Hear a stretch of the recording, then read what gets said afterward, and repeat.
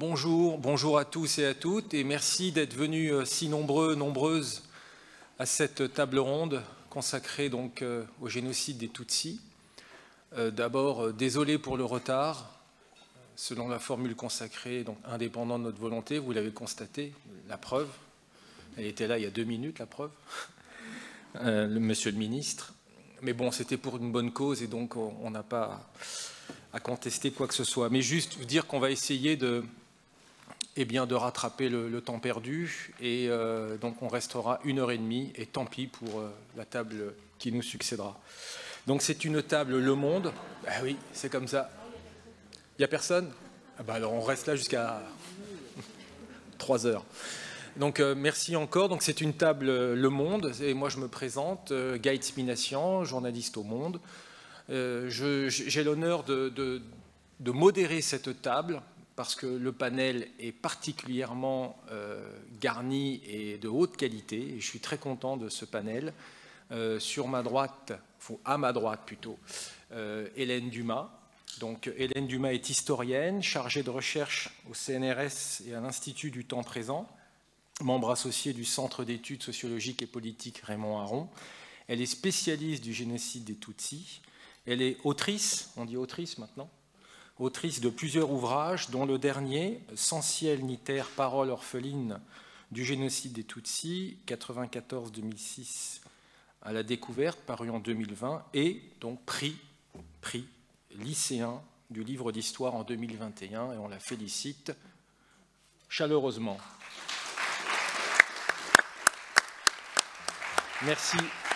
Merci Hélène d'être parmi nous.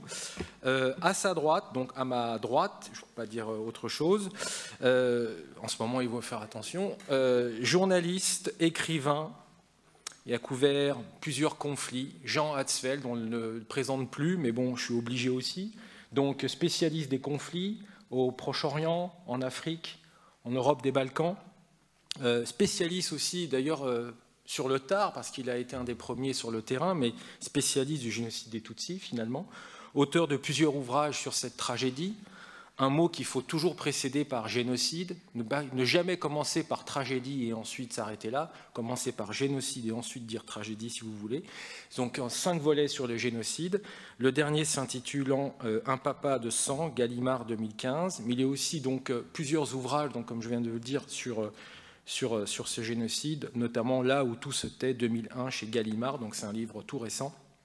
Il est aussi lauréat de plusieurs prix, notamment le prix Médicis obtenu en 2007 pour La stratégie des antilopes au Seuil, la même année, paru la même année. Et puis à ma gauche, inspecteur général de l'éducation nationale, historien, spécialiste des génocides, spécialiste de la Troisième République en France, donc président d'une mission d'études sur la recherche et l'enseignement du génocide et crimes de masse en 2016 avec un rapport remis en 2018 au gouvernement, puis dans la foulée, président de la commission d'historiens sur le rôle de la France dans la période du génocide des Tutsis, 2019-2021, c'est-à-dire mise en place en 2019, remise du rapport donc, au président de la République en 2021, auteur de plusieurs ouvrages.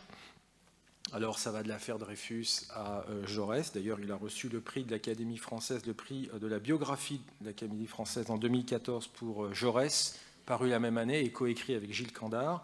Il est auteur de plusieurs ouvrages donc, et dont Les génocides, CNRS édition, paru en 2019. Donc moi j'ai l'honneur, j'ai la chance d'avoir à mes côtés 3 personnes, 3 spécialistes des génocides ou du génocide des Tutsis, mais également des gens de terrain, des gens qui vont mettre leur nez dans les archives, mais qui vont aussi donc sur le terrain pour aller observer la réalité des faits, des choses, et qui reviennent pour nous témoigner et nous faire partager ces recherches. Alors, je suis particulièrement sensible à cette cause parce que nous, au Monde, avec mon collègue Pierre Lépidi, on avait couvert la publication, souvenez-vous, c'était au mois de mars, de ce rapport, le fameux rapport Duclerc qui est là, à ma gauche, là. Et donc j'ai le président ici à mes côtés. Et donc on a suivi ça de très près avec Pierre, avec Piotr Smolar également, pour éclairer nos concitoyens et les lecteurs donc, sur cette là je peux le dire, cette tragédie. Alors, ma première question, et je vais commencer directement par Hélène si elle le veut bien, mais elle s'adresse à tout le monde. Ma première question est la suivante. Alors, petite parenthèse, 1 heure de débat et après 25 minutes de débat avec la salle, mais que pour des questions, s'il vous plaît, pas de témoignages, pas d'anecdotes, pas de tu te souviens de, etc. S'il vous plaît, des questions. Comme ça, tout le monde en profite. Donc, ma première question, chère Hélène, directement à la chercheuse, où en est aujourd'hui la recherche sur le génocide des Tutsis, et bien entendu, Vincent et Jean, vous pouvez y répondre également. Merci. Merci Gaët. Où en est la recherche sur le génocide des Tutsis? Elle est encore balbutiante, je dirais, même s'il y a beaucoup d'ouvrages qui ont été écrits et publiés depuis 27 ans, mais des recherches ancrées dans les terrains archivistiques rwandais, dans les collines, dans la langue, donc le Kinyarwanda, on est quand même assez peu de chercheurs engagés sur cette question, parce que c'est évidemment des investigations historiques qui sont coûteuses, et pas seulement sur le plan financier, je dirais, mais aussi sur le plan psychologique. Ça nécessite de travailler sur ces questions un engagement très important. Et là, en ce moment, au Rwanda, il y a donc beaucoup de mouvements autour des archives, et beaucoup d'archives, des continents archivistiques sont en train d'émerger au Rwanda. Donc cette recherche, ces archives plutôt appellent de nombreux chercheurs, évidemment, pour continuer d'investiguer un événement qui est d'une telle magnitude que sans doute il nécessitera des décennies et des décennies de recherche pour le comprendre. Jean ? Je suis mal placé pour parler de l'état de la recherche, puisque je n'ai encore jamais lu d'archives de ma vie, et je ne suis jamais à l'université. Par rapport à toutes vos lectures. Voilà. Alors, par rapport aux lectures, en fait, moi, je lis peu sur le génocide Tutsi. Je lis quasiment rien, même. Alors, j'ai lu quand même en partie le rapport de Vincent Duclercq, qui m'a beaucoup passionné. Je lis, moi, en fait, beaucoup sur la Shoah pour travailler sur les Tutsis. C'est une méthode particulière, mais qui me va très bien. Donc, je lis beaucoup plus sur la Shoah que sur ça. Ce que je fais, par ailleurs, c'est quand même de la recherche, parce que même si je ne travaille pas sur le papier, je travaille avec des gens qui méritent quand même attention. Et donc, ça fait maintenant 23 ans que je travaille dans le même village, et je pense que j'avance. C'est-à-dire que je pense que la recherche effectuée à partir des gens, c'est-à-dire à partir des questions que je peux poser, et en observant toujours ce village qui ne bouge pas, mais dont les gens bougent, j'arrive petit à petit à mieux comprendre ce qui s'est passé, surtout ce qui se passe maintenant. Parce que l'objet de ma recherche, c'est de savoir un petit peu comment on vit avec ça maintenant, tout autant que comment on a vécu cela à l'époque. Sinon, oui, Hélène le dit, c'est une affaire de... Oui, je pense que c'est une affaire qui ne va pas être datée. Ce n'est pas une question de... Il y en a pour 50 ans, il y en a pour 20 ans. Si on s'aperçoit, et on l'a vu avec le génocide arménien, le génocide khmer, le génocide de la Shoah, que plus on a de réponses et plus on a de questions. Je pense que c'est même ça qui fascine dans cette histoire, c'est le vertige de la non-réponse. C'est une sorte de Graal qu'on n'aura jamais, enfin, de pourquoi et comment ça a pu se passer. Donc, voilà, c'est une affaire c'est une histoire qui est sans fin. Moi, je trouve que, contrairement à ce qu'on dit, ça va assez vite maintenant. C'est-à-dire que quand on voit la lenteur de la recherche sur la Shoah dans les 20 années qui ont suivi la 45, là, on va beaucoup plus vite. Il y a quand même beaucoup plus d'historiens qui travaillent.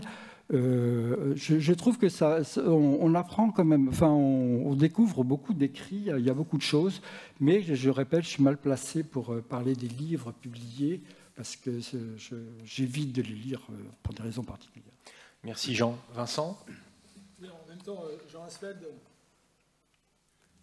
Jean Asfeld, contribue beaucoup à la recherche, puisque en fait, les génocides, c'est vraiment l'impensable. Donc il faut mobiliser bien au-delà des chercheurs professionnels, bien au-delà des sciences sociales pour comprendre, d'où l'importance du travail des journalistes sur le terrain, des artistes, des créateurs, des écrivains. Et c'est ainsi qu'on peut effectivement comprendre, je veux dire, ce qui est inconcevable. Donc moi, je tiens vraiment à souligner, et on l'a vu effectivement dans la documentation sur le processus génocidaire, sur ce qui se passe à partir de 1990, les enquêteurs de terrain, ce sont des journalistes, et ils sont extrêmement courageux et il faut vraiment leur rendre hommage.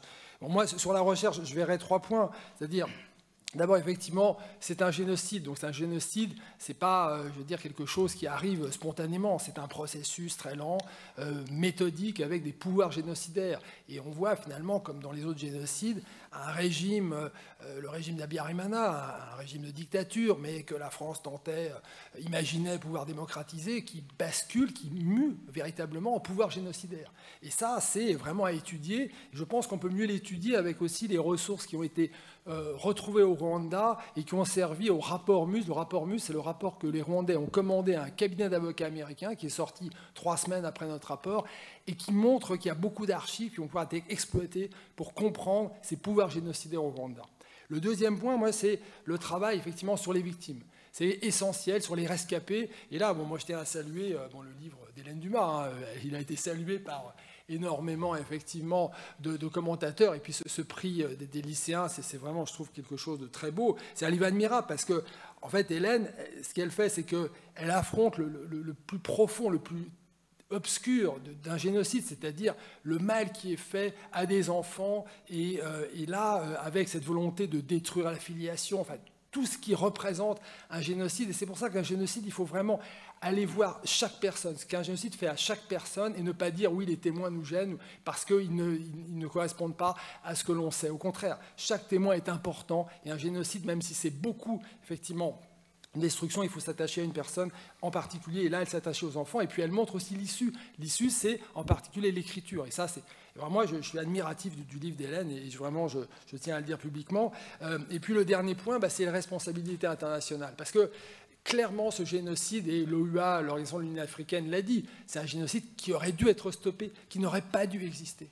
Et là, il y a des responsabilités internationales considérables. Et, il faut le dire, quelle est la nation la plus impliquée au Rwanda? C'est la France. Donc il faut commencer par la France. Et ça, effectivement, même si, bien sûr, il faudra enquêter sur les responsabilités de l'ONU, sur les responsabilités américaines, ça s'engage. Mais là, effectivement, il faut que le travail sur la France soit exemplaire et commence effectivement par cette enquête sur les responsabilités internationales. Merci Vincent. Ma deuxième question, tu l'as un petit peu, t'as mordu sur la deuxième question, Vincent, et elle s'adresse aussi à mes 2 invités à droite. Tu as présidé la commission sur le Rwanda. Qu'est-ce que le rapport Duclerc a apporté dans le domaine de la connaissance de cette tragédie, de ce génocide? Tu veux peut-être commencer par Jean? Ce que m'a appris ce rapport, d'abord, le plus important, ce qui m'a le plus surpris, c'est la volonté de l'État français de changer d'attitude par rapport à cet événement. Voilà. Ça, d'accepter l'idée de considérer son histoire, de la reconsidérer avec d'autres yeux que les précédents, et éventuellement, à partir de là, de reconsidérer sa politique de France-Afrique, dont on parle comme ça depuis à peu près 40 ans, d'une manière sempiternelle, etc. Donc cette volonté m'a beaucoup surpris. Voilà, ça m'a énormément surpris, un changement d'attitude. La deuxième chose qui m'a que j'ai appris, qui m'a beaucoup étonné, c'est que ce rapport, qui est assez bien fait en la matière, indique toutes les zones d'ombre. C'est-à-dire, c'est un rapport qui à la fois éclaire certaines zones, n'en éclaire pas d'autres, mais les désigne. Et indique la porte par laquelle on pourrait rentrer. Notamment, par exemple, par rapport à l'armée française, par rapport à... Il y a beaucoup de choses comme ça qui sont pointées. Et puis, il y a une autre chose qui m'a intéressé, moi, parce que jusqu'ici, j'avais intellectuellement travaillé sur ces génocides à partir de novembre 93, c'est-à-dire les mois de préparation des génocides, le déclenchement des tueries, les tueries et les 20 ans qui suivent, qui est le sujet de tous mes livres sur comment on vit avec ça maintenant. Et là, on apprend beaucoup sur, malgré l'absence d'archives qui sont soulignées d'ailleurs dans le rapport, hein, ils sont très très clairs là-dessus, on apprend beaucoup sur les années qui précèdent, les 2 ou 3 années qui précèdent 94 et qui sont tout à fait intéressantes. Et puis, il indique aussi que ça commençait avant, comme disait Vincent, ça commence bien avant, mais là, je crois qu'il y a beaucoup de travail à faire. Donc, grosso modo, c'est un rapport qui dit, d'abord, l'affaire est... Le travail est débloqué, il y a quelque chose qui est débloqué, il y a un clapet qui a sauté quand même, ça c'est quand même... il y a eu certainement des contraintes dans le travail de ces chercheurs.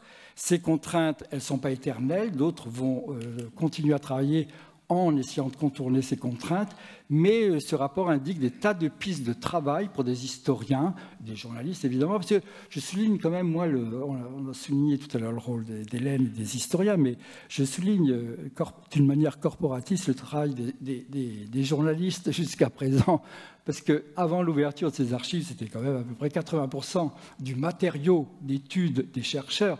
Donc les journalistes, quand j'ai dit tout à l'heure qu'on avançait assez vite, je voulais dire que les journalistes, quand même, c'était bien décarcassés dans cette histoire.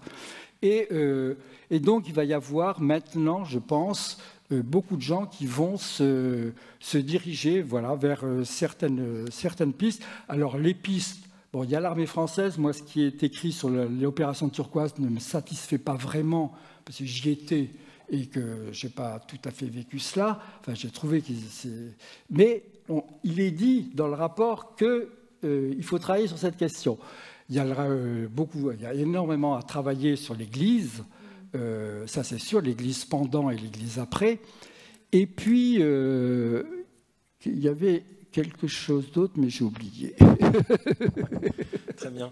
Alors Hélène, on sait tous, enfin, ceux qui suivent l'actualité, que vous deviez être au départ dans cette commission, et puis ça s'est pas bien... Enfin, on va dire qu'on s'attendait à ce que vous soyez dans cette commission, puis finalement vous n'y êtes pas, vous et puis Stéphane Audouin-Rousseau, vous avez émis quelques réserves au départ, puis ce rapport a été rendu public, le travail a été fait dans les conditions que Vincent, s'il veut nous en parler, il est bienvenu, mais est-ce que vous êtes satisfaite finalement par et les conclusions et le contenu de ce rapport ? Alors, je ne sais pas si on peut parler de satisfaction. Ouais, enfin, en tant que chercheuse, oui, en tout cas, ça correspond à vos attentes. En tout cas, avec une assise archivistique extrêmement précieuse et profonde.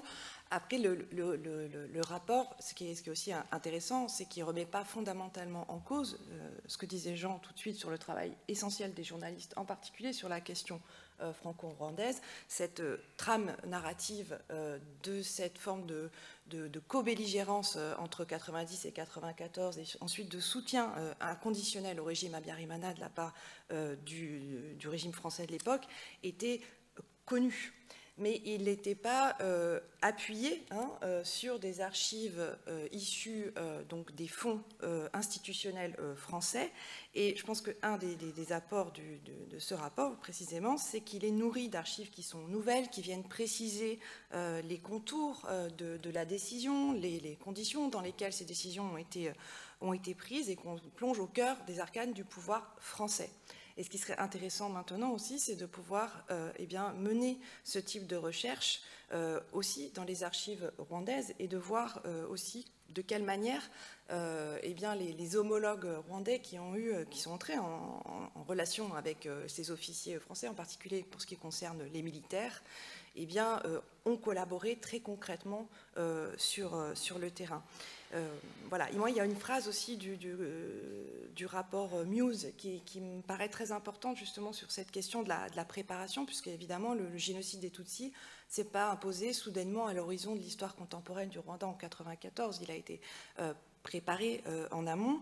Et le rapport Muse affirme que la politique française, entre 1990 et 1994, a donné le temps aux architectes du génocide de préparer le génocide. Et ça me paraît être un argument décisif et peut-être aussi une piste de recherche pour mettre en commun le récit français et rwandais dans les archives. Est-ce que je peux... Vas-y, allez-y. Je me rappelle ce dont Voilà, il y a une autre chose que je trouve assez extraordinaire dans ce rapport, c'est l'abrutissement de la pensée politique française face à ce génocide. Et il est très bien écrit dans ce rapport, il est très bien décrit comment, à un moment donné, au plein milieu des tueries, les autorités françaises, autour du Quai d'Orsay, tout ça, pensent toujours sauver ce régime et pensent toujours maintenir un régime d'extrémistes hutus, avec des personnes remplacées évidemment, pour prendre le relais. Et ça, c'est quand même enfin, j'avais déjà connu ça en plusieurs périodes d'événements, par exemple la chute du mur de Berlin, etc. Mais là, il y a quand même l'idée de la bêtise politique qui est vraiment extrêmement bien illustrée dans ce rapport. Et alors, une autre piste qui me semble avoir été un peu sous-estimée dans ce rapport et qui sera certainement le sujet d'études de beaucoup d'historiens, c'est le personnage d'Abiyarimana. Abiyarimana est un personnage qu'on simplifie beaucoup dans toutes ces études. C'est un personnage plus complexe qu'on l'a dit, et sa fin de pouvoir, à partir de 88 ou 86, est très très intéressante parce qu'elle illustre très bien ce qu'a voulu faire les Français. C'est-à-dire qu'à plusieurs reprises, Abiyarimana a quand même émis le souhait de quitter le pouvoir parce qu'il avait peur de Kagame et parce qu'il voulait faire du pognon en faisant de l'import-export. Il a toujours été rattrapé par l'oreille par le régime français qui voulait le maintenir pas en prévision d'un génocide, mais parce qu'il représentait la légitimité, la stabilité, tout ça qui sont les fondements de la France-Afrique. Et donc ça, je pense qu'il y a quelque chose qui à un moment donné, il y a eu un ébranlement d'Abiyarimana qui a été coincé entre la Kazou de ses beaux-frères et enfin, les gens du Nord, de Rwenzori, et l'État français, et que ça, c'est quelque chose qui va, à mon avis, intéresser les chercheurs dans pas longtemps. Merci. Alors, je vais poser la question de manière un peu différente à Vincent.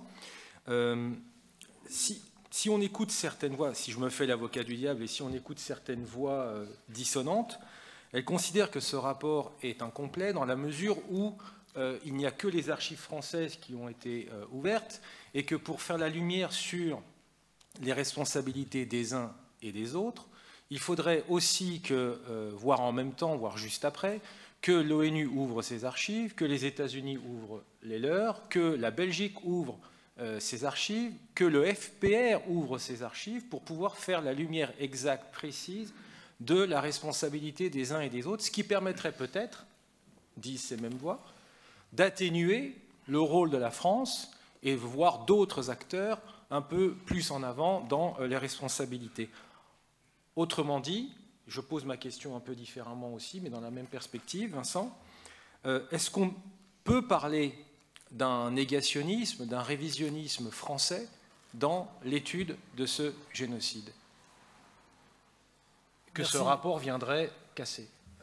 Merci. Alors, d'abord, peut-être une précision. Ce rapport, il est absolument accessible à tout public. Alors, il est publié par l'histoire Armand Collin, et je remercie du reste l'équipe Armand Collin qui a fait un très beau travail, parce que c'est un rapport de 1200 pages qui est très bien édité. Et en fait, tout citoyen, toute personne peut aller sur le site Vie publique et le télécharger. En plus, on peut interroger effectivement, et ça c'est très précieux pour faire des recherches. Et sur Vie publique, vous avez aussi un exposé méthodologique, vous avez un état des sources pour la recherche sur le génocide des Tutsis, vous avez énormément d'instruments de travail, parce que nous avons estimé que, pour juger du rapport, il fallait juger de sa méthode et avoir un accès complet à toutes les pages du rapport. Donc ça, c'est extrêmement important. Et les archives que nous avons consultées, eh bien, nous avons obtenu, et ça c'était au départ la décision du président Emmanuel Macron, et je dois dire que sur ce sujet, moi je peux attester du fait que les engagements ont été tenus. C'est-à-dire que non seulement on a eu les moyens les plus importants pour travailler, c'est-à-dire en habilitation au secret de la défense nationale, mais qu'aussi les engagements sur l'ouverture des archives ont été respectés et sont même allés au-delà, parce que nous avons demandé, en plus d'ouvrir tous les documents que nous citons dans le rapport, on a demandé que le fonds Mitterrand et le fonds Balladur sur le Rwanda soient ouverts. Et ils ont été ouverts. Donc c'est quand même, et ça permet aussi là de lancer d'emblée d'autres recherches sur le même sujet. Donc il y a effectivement là quelque chose d'important qui fait que, certes, ce que nous montrons était connu des spécialistes, c'est-à-dire voilà, une politique personnelle menée à l'Élysée avec effectivement un alignement de la France sur un régime, celui d'Abiyarimana, qui en fait se transforme en un pouvoir génocidaire. Mais simplement, c'est démontré aujourd'hui. Et comme c'est démontré, c'est vrai avec les archives sur lesquelles nous avons pu travailler, eh bien, il n'y a plus de contestation d'une certaine manière. Et si vous voyez bien, le rapport avec la réception qui a été, au fond, conduite par les médias, qui effectivement se sont saisis du rapport, ont amené quoi? Ont amené un apaisement. Il n'y a pas eu de traumatisme, il n'y a pas eu de grande violence. Non, la société a compris effectivement que là, il y avait effectivement une implication française très grave dans ce processus. Alors justement, venons-en et peut-être, je veux dire, à moi ce que j'estime être un certain nombre d'apports en fait, du rapport, compte tenu de ce qui existait auparavant. Premièrement, c'est un travail collectif. Beaucoup des recherches sur le Rwanda se menaient, et le cas par exemple d'Hélène est très emblématique de ça, par des chercheurs qui affrontent, je veux dire, le sujet, mais souvent seuls. Et donc, un travail collectif, c'est vrai que c'est compliqué, parce que, surtout sur un sujet aussi brûlant, aussi, voilà, chacun a une idée sur le Rwanda, eh bien, il faut arriver à, je veux dire, travailler en bonne entente. Mais le résultat, c'est qu'on a effectivement un travail collectif qui, je pense, a fait sens lors de la réception.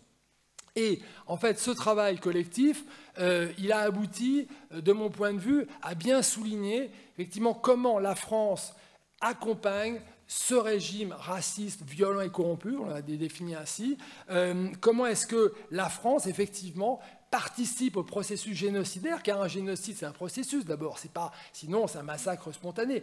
La phase paroxysmique, ce qui se passe entre le 7 avril et le 17 juillet 1994, c'est que la phase paroxysmique d'une planification qui est élaborée largement à partir d'octobre 90, quand les Français sont massivement présents au Rwanda, notamment militairement, mais aussi avant. Donc il y a un processus de persécution, de racialisation, de déshumanisation qui effectivement mène à cette phase paroxysmique. Et la France est impliquée dans ce processus génocidaire sans le réaliser. Et c'est ça, on parle de défaite de la pensée. Mais oui, parce que la France avait tous les moyens, les autorités françaises bien sûr, avaient tous les moyens de comprendre et de connaître, à la fois parce que les travaux sur la Shoah existaient, que les travaux sur le génocide des Arméniens existaient aussi, qu'on savait ce qu'était un génocide. On n'a pas voulu voir et on a écarté également les alertes qui sont venues de l'intérieur de l'État. Ça, c'est, je pense, une nouveauté parce que, en fait, en général, on considère les autorités françaises comme monolithiques. Il y a eu de véritables guerres, des guerres entre ministères. On montre que le ministère Pierre Jox a été très courageux à affronter Mitterrand et n'a pas réussi. L'Élysée est extrêmement puissant dans le dossier. C'était même, ça pose une question vraiment démocratique sur la création d'un système autoritaire autour du Rwanda et peut-être aussi autour de la Bosnie. Il faudra aussi s'interroger sur... voilà. Et donc, vous avez des agents de l'État ou des élus qui protestent à l'Assemblée nationale. Vous avez des questions. Bélorgey, par exemple, intervient, une série d'acteurs. Donc, ce n'est pas une France monolithique. Au fond, je veux dire, on peut aussi se réjouir de voir un certain nombre de gens courageux, parce qu'effectivement, il faut du courage, parce que les carrières sont brisées, mais des militaires, des diplomates qui disent effectivement que ça ne peut pas durer. Alors ensuite, il y a un changement incontestablement en 1994, parce qu'Édouard Balladur freine un peu les intentions vraiment d'alignement de la présidence Mitterrand sur Abiyarimana, en dépit de toutes ces alertes sur le processus génocidaire. Bon, donc Édouard Balladur dit voilà, il faut être neutre. Alors la question, c'est est-ce qu'on peut être neutre face à un génocide? Est-ce qu'on peut faire une opération humanitaire comme Turquoise face à un génocide? C'est toute une question. Et justement, quand on s'intéresse au terrain, on voit, et ça émerge des archives, il y a des rapports sur le sujet qui montrent que les militaires disent non, non.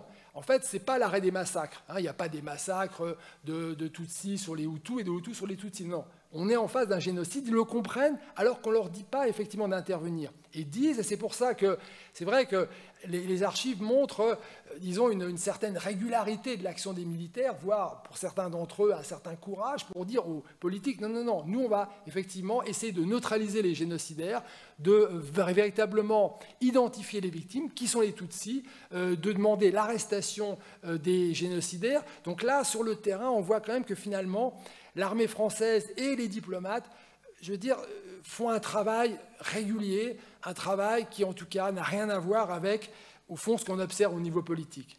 Voilà. Et peut-être pour terminer, eh bien, c'est vrai qu'après, il y a un déni parce qu'il y a aussi les accusations du Front patriotique rwandais qui, je veux dire, voyant que la France écarte par exemple le Rwanda du sommet franco-africain de Biarritz avec des mots de François Mitterrand assez terribles en disant voilà, on n'est pas responsable quand sur le continent africain, eh bien, des chefs locaux règlent leur compte à coups de machette. Si vous voulez, et là, on comprend effectivement que le nouveau régime rwandais, qui a arrêté le génocide, le Front patriotique rwandais, arrête militairement le génocide, même s'il ne reste plus beaucoup de Tutsis, eh bien, désigne la France. Et là, vous avez effectivement, pendant près de 30 ans, je veux dire, une crispation terrible.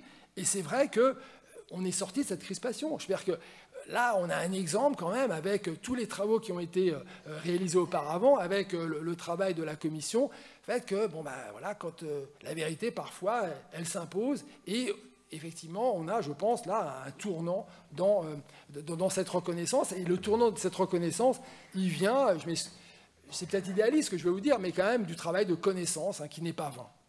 Mais est-ce pour autant, ces crispations dont vous parlez, ce déni, est-ce pour autant un négationnisme ? Bien sûr. Parce que ces gens, on ne va pas les nommer, mais ces personnes, ces voix dissonantes disent on n'a jamais contesté la réalité du génocide. Ils reconnaissent le génocide des Tutsis. Donc, c'est pour ça que je vous pose la question à vous trois. Est-ce que vous considérez que ces voix dissonantes, ces voix qui contestent ce rapport ou qui contestent votre lecture, ou ces crispations dont vous parlez, Vincent, est-ce que ça relève du négationnisme ? Ah non, je ne me prononce pas, je n'avais pas compris ça. J'ai compris, moi, que vous posiez la question de savoir si toutes les voix qui s'étaient élevées depuis 1994 étaient empreintes de négationnisme. Ça me semble évident que oui. Maintenant, je ne parle pas des gens qui se sont prononcés sur ce rapport et qui l'ont critiqué, ou ça, je ne sais pas, je n'ai pas assez lu là-dessus et je ne pense pas qu'il y ait une négationniste là-dessus. Donc, non, je ne sais pas. Évidemment qu'au lendemain d'un génocide, le principal ennemi, et celui qui mine à peu près toutes les victimes qui ne sont pas encore tuées ou détruites, c'est le négationnisme. Donc, c'est un fléau terrible, très puissant, qui passe par des tas de biais différents et qu'il faut combattre d'une manière très courageuse aussi, parce que voilà. Donc ça, il y a eu ça, mais même dans les rédactions, ça a été très présent partout. On a inventé à un moment donné, par exemple, cette histoire du double génocide. On a inventé beaucoup de choses comme ça. Moi, par exemple, je vais donner un exemple.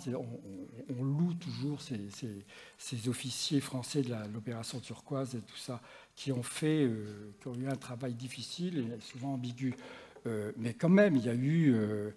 moi, quand je suis arrivé pour l'opération turquoise, donc c'est le seul moment où je me suis intéressé à l'intervention française, c'est à Turquoise, j'ai reconnu un certain nombre de colonels que j'avais connus en Bosnie, des gens formidables, lieutenant-colonels, donc il y avait Sartre, il y avait Stabenrat, il y avait des gens comme ça, et donc je les connaissais, on s'était bien entendu à Sarajevo, et devant leur incapacité à réagir et devant l'ambiguïté de leur travail, qui est beaucoup plus ambigu que ce qui est décrit, parce qu'en même temps qu'ils ont lancé des opérations pour arrêter les tueurs qui continuent à tuer au sein de l'opération du territoire turquoise, comme ça, ils faisaient passer aussi tous les tueurs par la petite rivière, on descendait, on passait la rivière Oudissi, on remontait de l'autre côté au Congo, et tout le gouvernement génocidaire est passé ainsi, et beaucoup de tueurs sont passés ainsi pour aller se réfugier dans le Kivu, dans le Nord Kivu. Donc c'était beaucoup plus ambigu que ce qui est dit, et j'en reviens, les gens étaient à un moment donné tellement déboussolés que moi j'avais de l'amitié pour certains de ces officiers, j'en ai vu qui étaient devenus des négationnistes, mais extrémistes, c'est-à-dire qui allaient jusqu'à dire que la plupart des victimes Tutsis étaient du fait de l'armée du FPR qui tuait sur ses propres territoires pour augmenter les tueries. Donc vous voyez, c'était des absurdités comme ça. Mais ça, c'était des absurdités liées à à la folie qui les menaçait, si vous voulez. C'est un petit peu comme les Hollandais de Srebrenica, quoi. C'est à un moment donné, ils sont tellement déboussolés par ce qu'ils ont vécu qu'ils ne savent pas comment s'en sortir autrement que par le négationnisme. Mais sinon, il y a eu un négationnisme. Alors, il y en a un au Rwanda, évidemment, qui est latent. Il y en a un peu partout. C'est une évidence qu'au lendemain d'un génocide, le négationnisme, on le voit avec l'Arménie. Enfin, Hélène ? Oui, tous les gens qui ont contesté le rapport ne sont pas nécessairement des négationnistes. Tout dépend de l'argumentaire qui mobilise pour contester le rapport. Le problème des formes particulières du négationnisme, du génocide des Tutsis, c'est qu'elle emprunte... Ce négationnisme emprunte à une rhétorique du « oui, mais ». Oui, il y a eu un génocide des Tutsis, mais il y a eu un génocide des Hutus. Donc c'est cette fameuse théorie du double génocide, en fait, qui renvoie aux imaginaires de guerre interethnique, de lutte tribale, etc., qui ont été très, très commodes à l'époque pour ne pas voir précisément la violence génocide qui se déroulait au Rwanda. Donc cette rhétorique du 8 mai, du double génocide, elle est très forte, mais il y a aussi dans l'argumentaire négationniste qui se développe, je dois dire, beaucoup dans le monde anglophone, sur fond d'une hypercritique du régime, du régime rwandais actuel, et qui conduit ces personnes à réviser radicalement l'histoire du génocide. Et par exemple, il y a une journaliste canadienne qui s'appelle Jody Rever, dont certaines personnes ici, dont Hubert Védrine, font la promotion. Cette journaliste canadienne prétend que les milices Interahamwe, donc ces milices liées au parti MRND d'Habyarimana et de ses plus proches, des extrémistes de la KAZU, étaient infiltrées par des soldats du FPR. Et que ce sont donc des Tutsis qui ont tué d'autres Tutsis. Et même sur les collines, elle prétend que les voisins Tutsis ont été tués par, certes, leurs voisins Hutus, mais parce qu'ils étaient tous des membres du FPR. Donc on revient, en fait, elle réactualise, si vous voulez, en fait, la propagande extrémiste qui présentait les Tutsis comme une cinquième colonne et qui justifiait leur massacre au nom de leur traîtrise ontologique. Donc vous voyez, c'est ce type d'argument qui aujourd'hui nourrit la négation du génocide.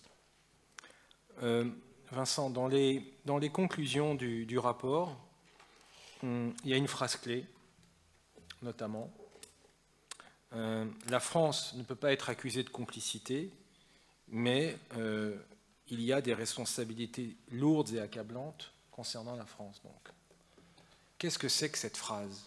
Qu'est-ce que ça veut dire? Pas de complicité d'un côté, mais l'autre responsabilité de l'autre. Moi, et quand on a vu ça au journal, on s'est dit, mais à partir du moment où on parle de responsabilité, c'est qu'il y a des responsables. Alors, qui sont les responsables, s'il y en a? Alors, je vais peut-être quand même répondre, bien sûr, à cette question, parler un petit peu de ce que tu soulevais là, comme problème sur le négationnisme, et aussi peut-être revenir un instant sur ce que disait Jean Asfeld sur Turquoise. En fait, ouais, nous, on a observé que ça a été extrêmement compliqué pour les hommes sur le terrain, parce qu'effectivement, par exemple, l'idée qu'il y avait des maquis Tutsis, qu'il fallait donc se protéger des maquis Tutsis avant même de sauver des Tutsis. Eh ben, en fait, ça vient de quoi? Ça vient de l'endoctrinement, en fait, des forces armées, au fond, générées par la position du politique, c'est-à-dire générées par les notes du général Queneau, le chef d'état-major particulier du plan de la République, de l'ambassadeur conseiller Afrique Bruno Delay, qui disait quoi? Qui disait le Front patriotique rwandais, qui est un mouvement politique, qui est un mouvement rwandais opérant à partir donc de l'Ouganda, était un mouvement ougando, donc étranger, et tutsi. Donc l'ethnicisation systématique. Et donc, comme le FPR attaque, eh bien forcément, qui va être visé au Rwanda même? Les Tutsis. Les Tutsis qui apparaissent comme la cinquième colonne, comme les complices du FPR. Il se met en place véritablement donc cet accompagnement du processus génocidaire. C'est-à-dire, nous on a été plus loin que le rapport Muse qui dit le rapport Muse dit finalement la France donne du temps aux génocidaires pour agir. Enfin, nous on a vu que effectivement la France conforte d'une certaine manière les génocidaires dans leur programme. Donc c'est en développant, finalement, en validant cette haine anti-Tutsi visant le FPR et visant la population Tutsi du Rwanda. Donc c'est extrêmement grave. Hein. Donc je crois qu'il faut effectivement le dire. Et donc, finalement, pour revenir sur la question donc, du négationnisme, bien sûr qu'aujourd'hui, il est difficile de contester le génocide des Tutsis. On voit aussi qu'on essaye à chaque fois de l'associer à un autre génocide que le gouvernement, que le régime de Paul Kagame aurait commis donc, au Congo contre les forces armées rwandaises réfugiées sur place et puis contre une partie des Hutus. Donc ça, on sait que ce génocide des Tutsis ne tient pas effectivement face, je veux dire, aux enquêtes, au travail des chercheurs.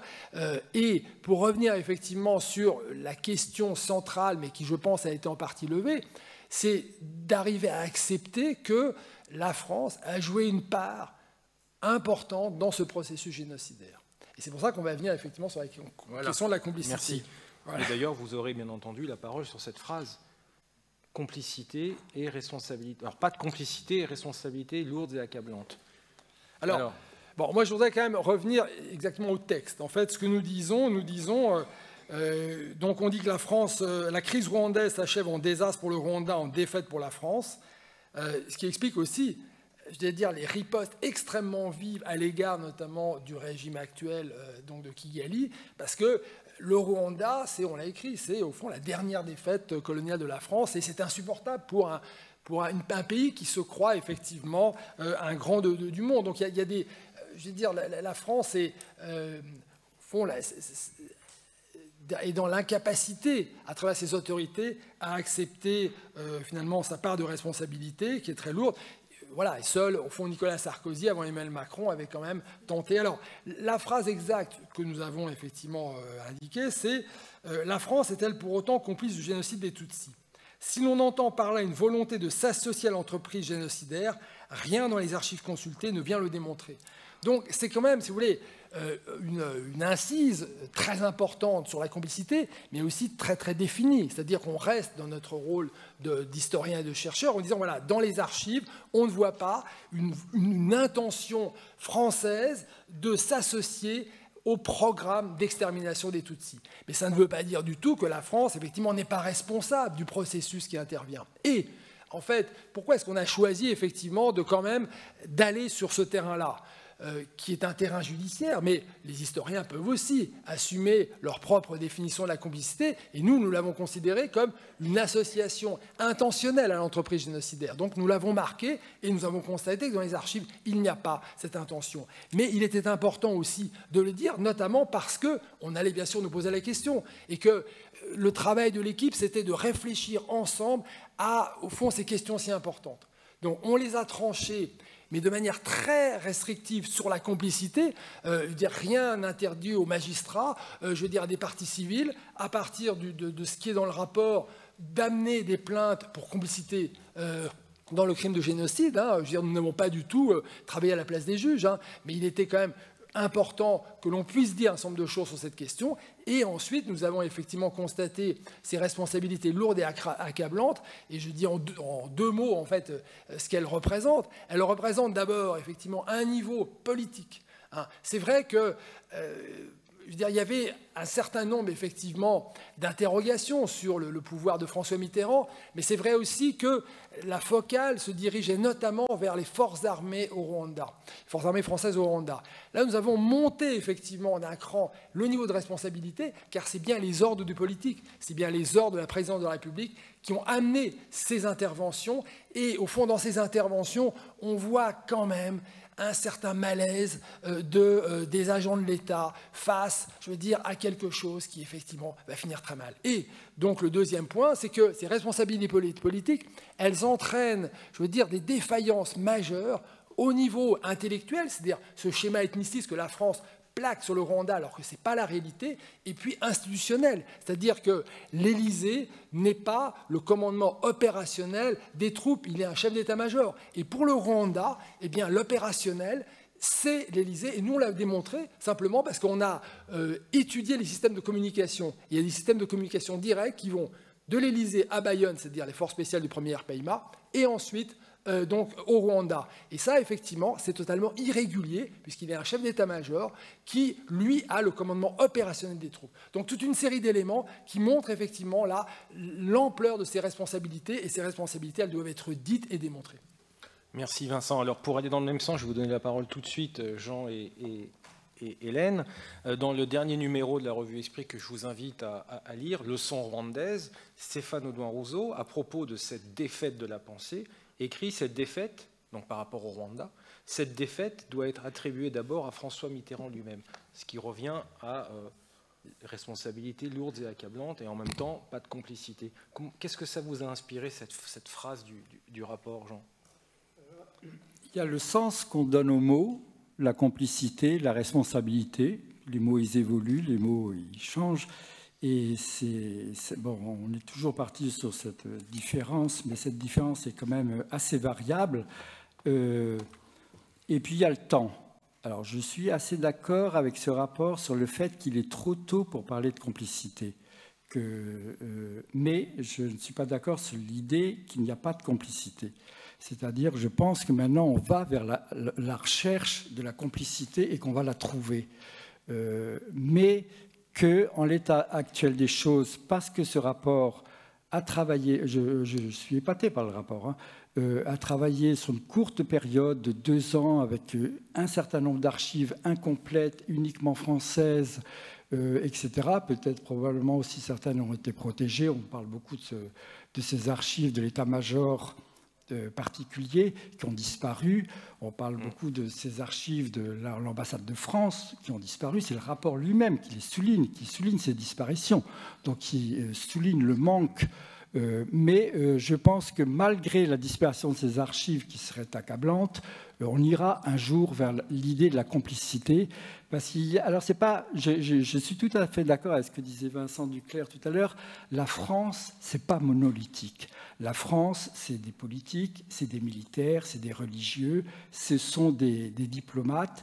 Et au sein de chaque corps, il y a évidemment, parce que c'est un État encore démocratique, enfin très démocratique, il n'y a pas de encore, très démocratique, il y a beaucoup de divergences exprimées et de contradictions. Par exemple, au sein de l'armée française, il est évident qu'il y a beaucoup d'officiers qui ont été envoyés qui ne comprenaient pas, qui ont fait ce qu'ils ont pu. Il y a beaucoup d'officiers qui avaient des copains parce qu'ils avaient été dans la filière de l'éducation et du partenariat franco-rwandais au niveau militaire, puisque quand même cette armée d'Habyarimana rwandaise avait été formée par l'armée française. Et puis, il y a des officiers qui ont essayé d'exprimer, comment dire, des idées extrémistes. Enfin, je veux dire, il y a quand même un certain nombre de Français, notamment de militaires, qui n'auraient pas dû être là où ils étaient. Moi, à 10 km de l'endroit où je travaille, il y a une caserne qui s'appelle la caserne de Gako. Il y avait des gens qui, à la veille du génocide, travaillaient avec les Interamwe. Ils ne travaillaient plus avec l'armée française, parce que ça, c'était depuis 1993, elle ne pouvait plus, mais ils travaillaient encore avec les Interamwe. Par qui ils avaient été envoyés? Qu'est-ce qu'ils faisaient là? Est-ce que ce sont des espèces de soudards qui ont été envoyés par un officier ou un sous-officier comme ça? Est-ce que c'est à un plus haut niveau qu'ils ont été envoyés? Je n'en sais rien. C'est trop tôt pour le dire. Mais ce qui est sûr, c'est qu'ils étaient là en travaillant avec les Interamwe qui s'apprêtaient à tuer 50 000 Tutsis sur 58 000 à Nyamata. Donc, voilà, je répète, je pense qu'effectivement, il est trop tôt pour parler de complicité. On n'a pas les éléments pour, mais que dans les années qui viennent, dans les 10, 20, 30 années qui viennent, on va probablement changer de point de vue sur cette question, parce qu'il y a quand même, surtout en fouillant du côté de Mitterrand et de certains extrémistes de l'armée française, des complicités évidentes. Hélène, sur la même question. Oui, je suis assez d'accord avec ce que vient de dire Jean, c'est que matériellement, sur certains points précis, il est tout à fait possible et probable que voilà, à mesure que d'autres archives vont être découvertes, peut-être aussi des témoignages, parce qu'il n'y a pas que l'archive écrite, il y a aussi ce que les gens ont vu, ce à quoi ils ont assisté. Il est tout à fait possible sur voilà, des lieux précis, des actes précis, qui est matériellement des complicités qui puissent voilà, se faire jour. Il y a une question, moi, qui me semble importante et qui évidemment ne s'est pas retrouvée dans les archives consultées par la commission qu'a présidée Vincent, c'est la question des violences sexuelles. Et je pense, par exemple, c'est un enjeu de connaissance extrêmement important dans les années à venir. Donc, quand je parle des violences sexuelles commises par certains soldats français au Rwanda, avant le génocide et puis pendant l'opération turquoise. C'était, me semble-t-il, un des grands apports du rapport Muccio, qui avait été donc produit par le Rwanda en 2008, que d'avoir interrogé un certain nombre de femmes voilà, dont les témoignages étaient particulièrement convaincants sur cette question. Et puis, Jean l'a dit, il y a une autre question, à mon avis, qui devra être, je pense, investiguée dans les années à venir, c'est celle effectivement, de la conscience ou pas que des militaires français ont pu avoir d'entraîner dans ces camps militaires des miliciens Interahamwe, parce qu'effectivement ces miliciens ont été entraînés dans des camps militaires tout à fait réguliers et dans lesquels se trouvaient des officiers, des sous-officiers français. Merci. Ma question suivante. Tu veux encore? Oui, c'est court, si possible. Merci. Oui, mais c'est important. Non, je ne dis pas le contraire, mais il est déjà 17h40. Non, mais quand même, parce que je veux dire, on entre dans des éléments très importants. Donc, je vais être bien sûr rapide. Mais peut-être pour revenir sur le comportement des officiers durant l'opération turquoise, il y a la question effectivement de la non-arrestation des génocidaires. Mais, je veux dire, c'est pas de leur fait. Hein. C'est-à-dire que les ordres sont venus de l'Élysée. Du reste, nous, on a sorti, il y a un document, une dépêche Reuters qui dit la France arrête des génocidaires. Riposte, c'est écrit, effectivement, ce n'est pas ce qui a été dit chez le Premier ministre. Donc François Mitterrand et Édouard Balladur décident de ne pas arrêter. Ils disent oui parce qu'il n'y a pas le mandat, il n'y a pas encore effectivement la création du TPIR. Mais on sait aussi que, je veux dire, on peut tout à fait plier le mandat de l'ONU, confiant à la France cette intervention humanitaire pour mettre préventivement, pour arrêter préventivement un certain nombre de génocidaires. Donc il y avait des marges de manœuvre. Ces marges de manœuvre, elles ont été effectivement utilisées pour exfiltrer les génocidaires, mais je veux dire, ce sont des ordres qui ont été envoyés sur le terrain. Donc, je pense qu'il faut vraiment faire attention. On n'a pas... Enfin, moi, vous savez, je travaille sur l'affaire Dreyfus, j'ai aussi travaillé sur la guerre d'Algérie.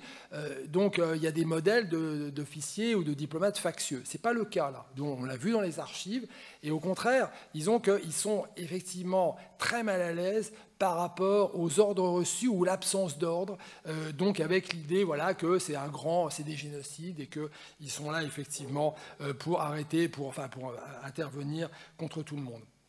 Le deuxième point sur les archives, parce qu'on a beaucoup parlé des archives, c'est vrai que par exemple, les archives de l'état-major particulier, c'est que les notes adressées à François Mitterrand. Sauf que voilà, on a enquêté, on a retrouvé les archives de l'attaché militaire à Kigali, hein, le colonel Galinier, et là, on découvre des fax envoyés de l'état-major particulier à ce collègue Galinier, du reste, c'est pas la voie hiérarchique, hein, et qui disent bon, bah, vous allez trouver des preuves, entre guillemets, de l'implication de l'Ouganda dans les offensives du FPR. Donc on voit très bien qu'on est dans la manipulation et que là, il y a des pressions qui sont exercées du politique, c'est le politico-militaire, sur effectivement des agents de l'État. Par rapport aussi à la question assez centrale de bon, bah, vous n'avez vu que des archives françaises qui parlent de la France, mais c'est faux. Je veux dire, les archives diplomatiques, ce n'est que de la documentation internationale. Et la France était effectivement très soucieuse d'abord de garder le monopole sur le Rwanda. C'est-à-dire, ça, on le voit très bien. L'objectif, c'était de créer une tête de pont francophone en face, effectivement, de pays anglophones. C'était le vœu, effectivement, de la géopolitique de François Mitterrand. Donc, ça veut dire que les archives, elles disent énormément, effectivement, sur ce point. Et je crois qu'il faut insister, effectivement, sur l'importance de la documentation écrite. Et pour terminer, sur la question, effectivement, des viols. Moi, je suis absolument d'accord avec Hélène. Il faut effectivement mobiliser les témoignages. Nous avons travaillé, nous avons tenté d'épuiser un peu finalement la documentation écrite en termes archivistiques de la France, mais il y a tout ce volet effectivement de témoignages qui est essentiel. Et je crois que la suite, c'est déjà de recenser tous les témoignages en France, au Rwanda, pour avoir une banque de données et croiser tout ça. Bon. Mais sur les viols, nous avons effectivement sorti d'abord un viol très important et très sordide qui a été documenté par les prévôts, c'est-à-dire les gendarmes qui sont affectés aux troupes déployées au Rwanda. Et nous avons, et tout le monde peut vérifier effectivement ce qui est écrit, nous avons donc considéré que bien sûr dans l'opération turquoise, il y a probablement un certain nombre effectivement de crimes, mais ils ne sont pas documentés. D'où effectivement l'importance de croiser des témoignages, et le travail commence. Donc, si vous voulez, nous avons effectivement pu attester seulement de ce qui est dans les archives. Et dans les archives, il y a quand même effectivement ce cas de viol très important et qui témoigne aussi effectivement de ce qu'était dans la présence française au Rwanda. Alors, moi, ce qui m'avait, avec Pierre, mon collègue du Monde, ce qui nous avait touché et qui nous avait alerté, c'est que dans le rapport Muse, il est écrit, vous avez parlé tous les trois de l'exfiltration des génocidaires, le rapport Muse mentionne plus d'une centaine, je crois que c'est 120 de mémoire, mais peut-être que je me trompe, génocidaires établis en France, dont la femme, l'épouse du président Habyarimana, qui vit tranquillement. Et donc, forcément, ça interpelle et ça pose la question, alors entre guillemets, pour l'instant, de la complicité ou pas, mais comment expliquer que le pays qui abrite le plus de génocidaires, c'est la France? Ma question suivante, et c'est un peu lié à ça, bon, peut-être que vous voulez peut-être y répondre, je ne sais pas, mais ma question suivante, c'est en fait sur la France par rapport au génocide, au pluriel. Dans un article de Vincent Duclerc, toujours dans ce numéro Esprit, Vincent, vous dites on a un retard en France sur la connaissance des génocides et les reconnaissances de génocides. Et ce qui explique peut-être aussi pourquoi, à partir de 1994, dans le cas des Tutsis, on a eu toutes ces crispations dont vous avez fait état. Donc pourquoi ce retard sur la connaissance et les reconnaissances? Et voilà, comment vous l'expliquez, Vincent? Et ensuite... Bon, il y a des raisons universitaires, des raisons de champ académique, hein, et je veux dire, Henri Rousseau nous a souvent souligné, je veux dire, combien il était difficile de travailler, par exemple, sur l'implication de Vichy dans la solution finale. Hein. Donc voilà, il y a ces éléments-là. Il y a aussi le fait que le Rwanda est quelque chose aussi de très récent et qui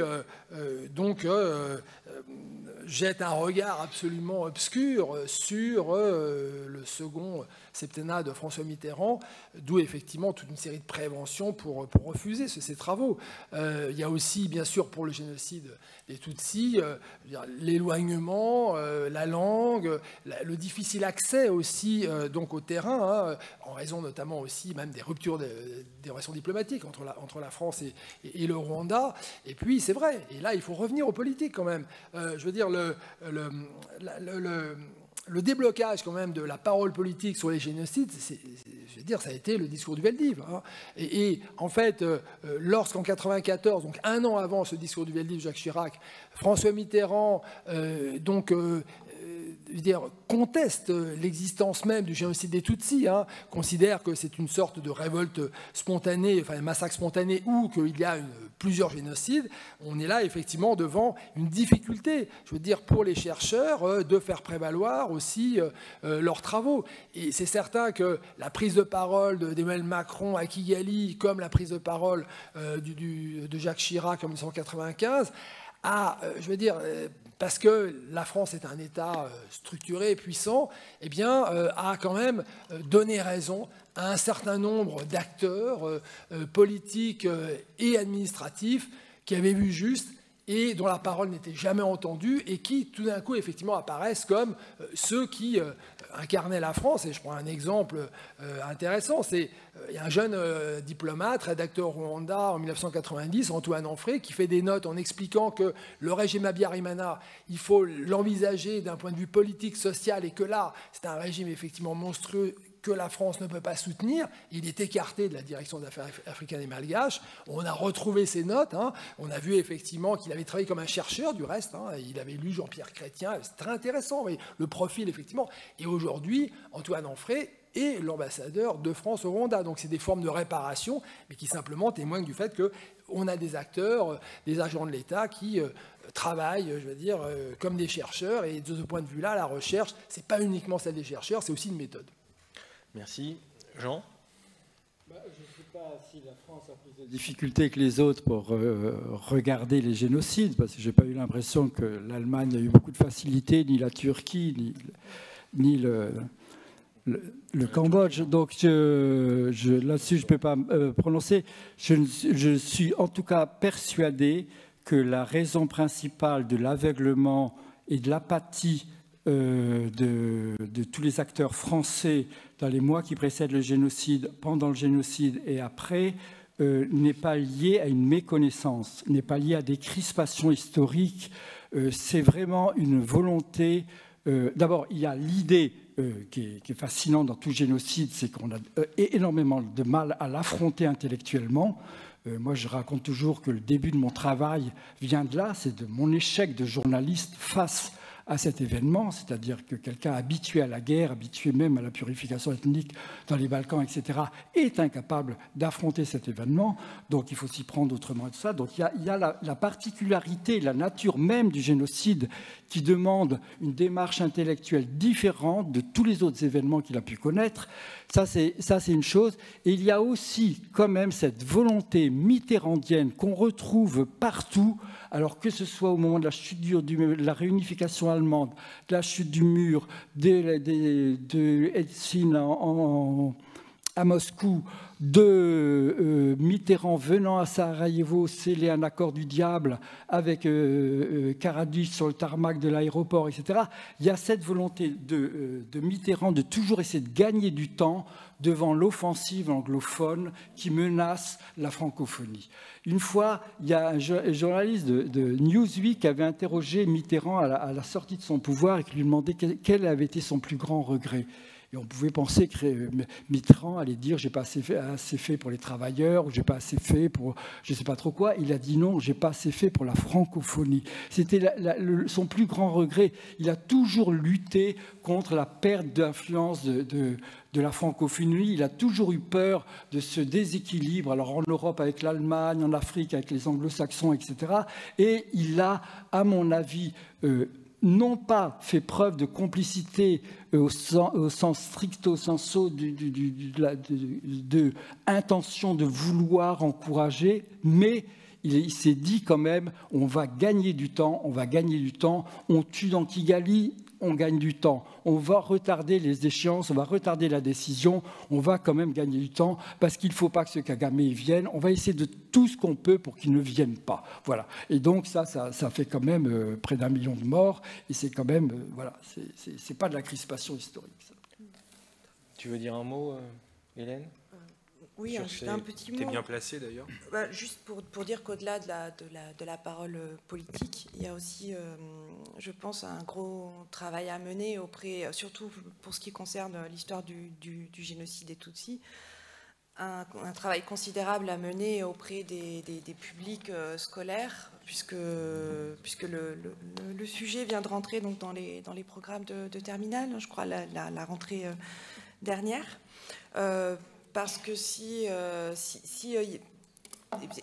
cette connaissance elle n'est pas diffusée aussi voilà, dans le public, si elle n'est pas transmise aux générations qui sont nées après 1994, bien ce génocide il ne fera décidément pas partie de notre histoire. Donc je pense que c'est un enjeu considérable de l'éducation.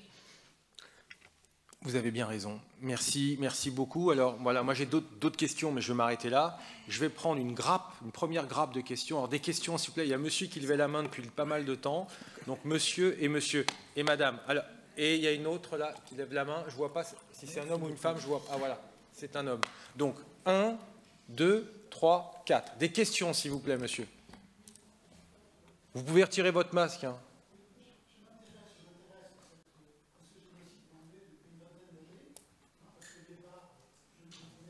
Votre question, monsieur, s'il vous plaît.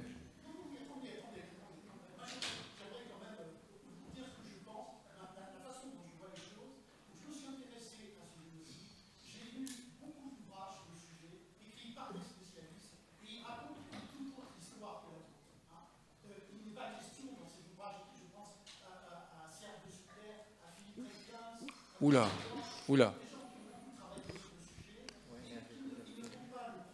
Monsieur, s'il vous plaît, votre question. Non, monsieur, s'il vous plaît, si on commence comme ça, monsieur, s'il vous plaît, je l'ai dit, monsieur, s'il vous plaît, je n'empêche pas les gens de penser ce qu'ils veulent. Je vous demande juste une chose, monsieur. Vous avez le droit de prendre la parole, il n'y a pas de problème. Mais posez votre question. Est-ce que M. Kagame et ses troupes burundaises ont massacré Merci. en 1990 et 1990? Merci, monsieur. C'est très gentil. Deuxième question, monsieur, s'il vous plaît. Alors j'avais des questions courtes. Plus fort, s'il vous plaît. Si... Oui, alors, est-ce qu'on peut pas... Parce que M. Mitterrand est mort, est-ce que M. Védrine n'est pas révisionniste en défendant le génie mitterrandien, c'est-à-dire le sien, celui de M. Védrine, s'entend Alors, est-ce que M. Mitterrand est mort, mais est-ce que M. Védrine est un négationniste ou un révisionniste? Ensuite. Alors, deuxième chose rapide, parce que c'est le mystère dans le mystère, qui a fait exploser l'avion? Est-ce qu'on le saura un jour, l'avion qui a déclenché tout ça? D'accord.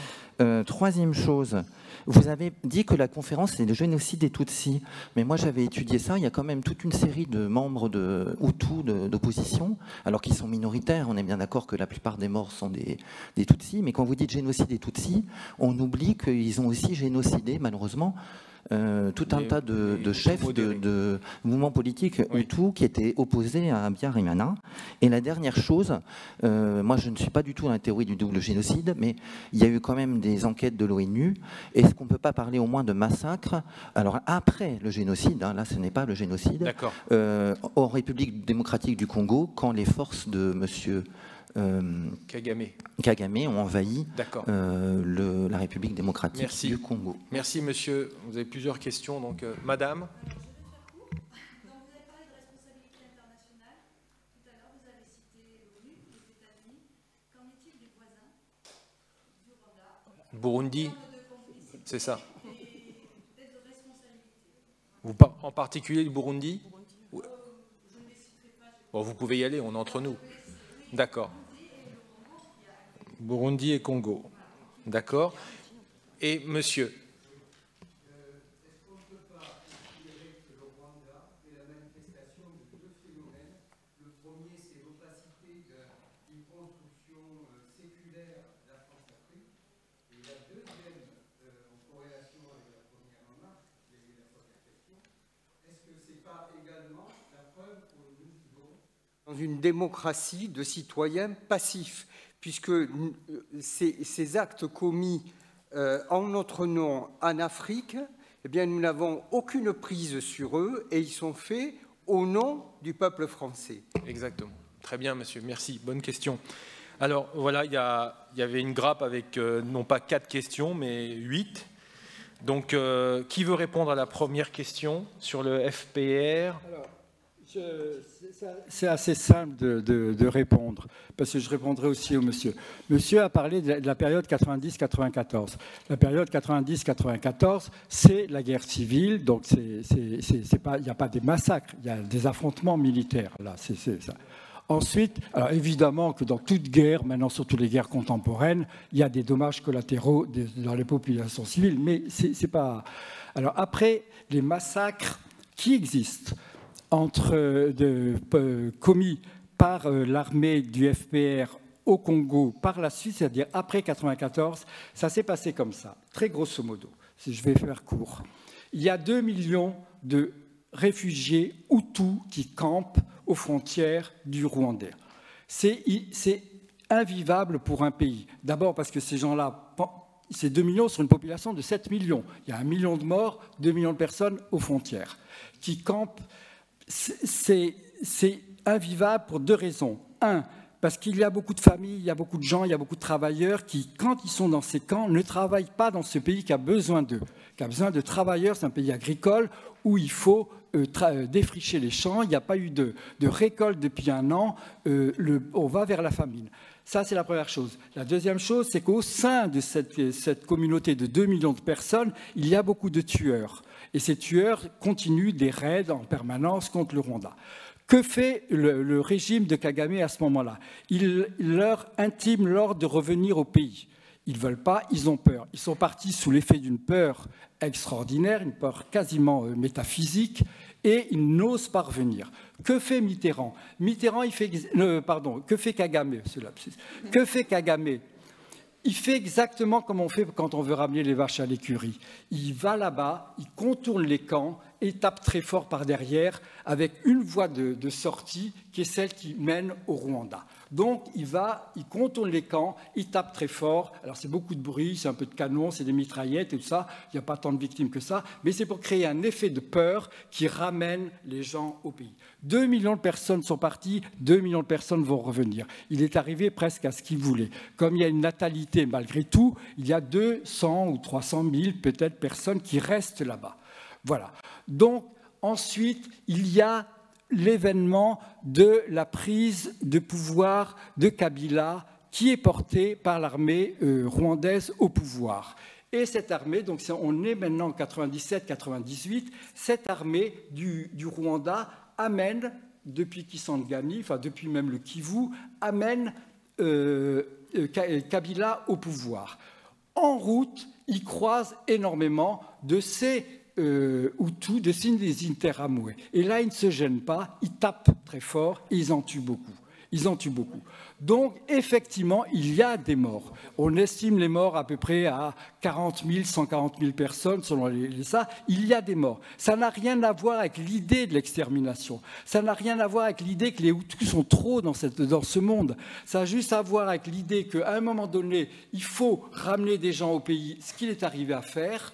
Et deuxièmement, qu'en amenant Kabila au pouvoir, il en a profité pour essayer de détruire toutes ces milices Interamwe qui continuaient non pas à menacer le Rwanda, mais aussi à foutre le bordel dans le Kivu, parce que le Kivu, c'est un ramassis de milices, etc., dont celle-là, et c'était invivable pour tout le monde. Voilà comment ça s'est passé. Donc, évidemment qu'il y a des morts en trop dans cette histoire. Évidemment qu'il y a des morts en trop, il y en a dans toutes les guerres, mais ça n'a rien à voir avec des massacres perprétés avec l'idée de faire disparaître une population. Merci, merci. Deuxième question. Non, monsieur, s'il vous plaît. Monsieur, non, monsieur. Non, monsieur, s'il vous plaît. Soyez sympa. Soyez sympa, monsieur. Il y a encore d'autres questions. Monsieur, s'il vous plaît. Monsieur, non, monsieur. Deuxième question, c'est au propos de... Mais monsieur, mais c'est pas à sens unique. Monsieur, j'ai encore 7 questions et il y a encore des personnes qui veulent poser des questions. Donc soyez sympa, s'il vous plaît. Et vous pourrez en parler directement après avec nos intervenants. Il n'y a pas de problème. Mais pour l'instant, place aux questions de vos voisins et voisines. La deuxième question était sur Hubert Védrine, est-il un révisionniste? Bon, on n'est pas un tribunal, mais je vais quand même laisser répondre Vincent Duclerc sur cette question. Ce qui est important, c'est... S'il vous plaît. Ce qui est important, c'est que voilà, on travaille comme historien, c'est-à-dire qu'on a contextualisé, c'est-à-dire qu'on ne peut pas effectivement lire, je veux dire, les actions de 1990-1994 avec les normes d'aujourd'hui. Donc c'est très important de voir effectivement les marges de manœuvre, les possibles, qui étaient effectivement ceux des acteurs à l'époque. Bon.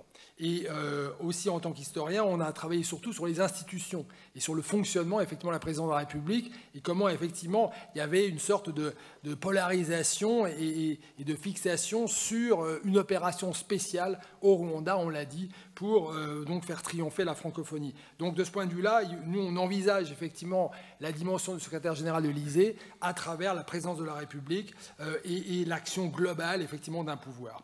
Mais je voudrais dire peut-être... puisqu'on a posé la question autour de Pierre Perrand, Félix Redgens et autres, que voilà, là on a affaire, je veux dire, à des polémistes. Pourquoi? Parce que effectivement c'est un travail qui, de mon point de vue, n'est pas un travail méthodique sur les documents, sur les preuves. Voilà, nous travaillons effectivement avec des archives, avec des témoignages, et nous surtout nous présentons effectivement à l'ensemble des lecteurs la méthode, et je crois que c'est tout à fait essentiel. Et donc pour pour insister sur ce point, dire que, voilà, je veux dire, il faut absolument réfléchir, donc, et c'est la question qu'on posait sur eh bien, ces actions faites au nom du peuple français, réfléchir à ce que nous dit effectivement donc des institutions françaises, de la Ve République, c'est cette crise rwandaise majeure. Et je pense que voilà, le fait effectivement, notamment dans le rapport, d'avoir fait tout un développement très important sur gouverner l'État dans la crise rwandaise, permet effectivement d'apprécier peut-être un certain nombre d'éléments qui permettent, je crois, à la réflexion de mieux démocratiser donc la décision politique. C'est tout à fait essentiel. Et pour terminer sur un point effectivement que signalait Hélène sur l'importance de l'éducation donc de la jeunesse et des élèves et des professeurs, nous avons engagé avec Hélène, avec Stéphane Audouin-Rousseau, la production d'une brochure pédagogique à base de recherche pour les enseignants. Ça sera prêt donc à la fin du printemps 2022, hein, et ça sera accompagné eh bien, de 2 autres brochures.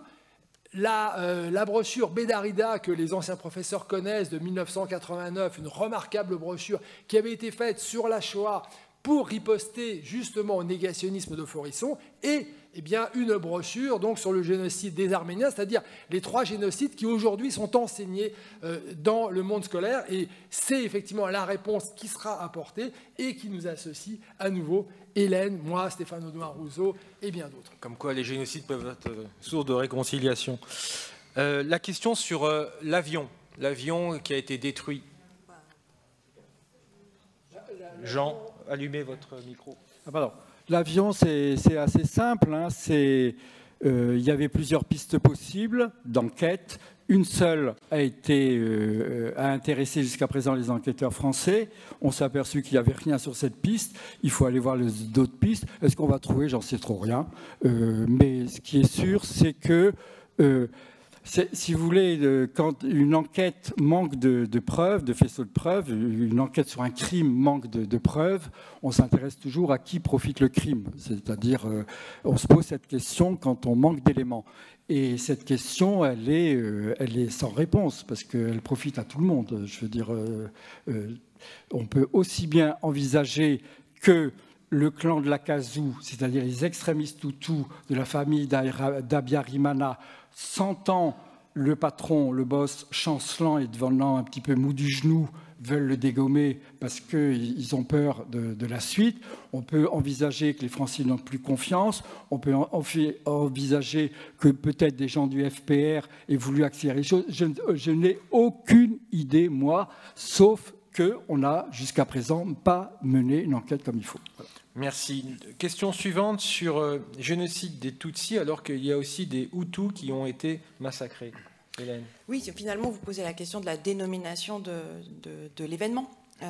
Et pourquoi on dit génocide des Tutsis et pas génocide rwandais, hein, voilà. Parce qu'il n'y a pas plus de génocide rwandais qu'il n'y a de génocide allemand ou européen quand on parle de la Shoah, ni de génocide ottoman quand on parle du génocide des Arméniens, quand un génocide est toujours désigné avec ses victimes.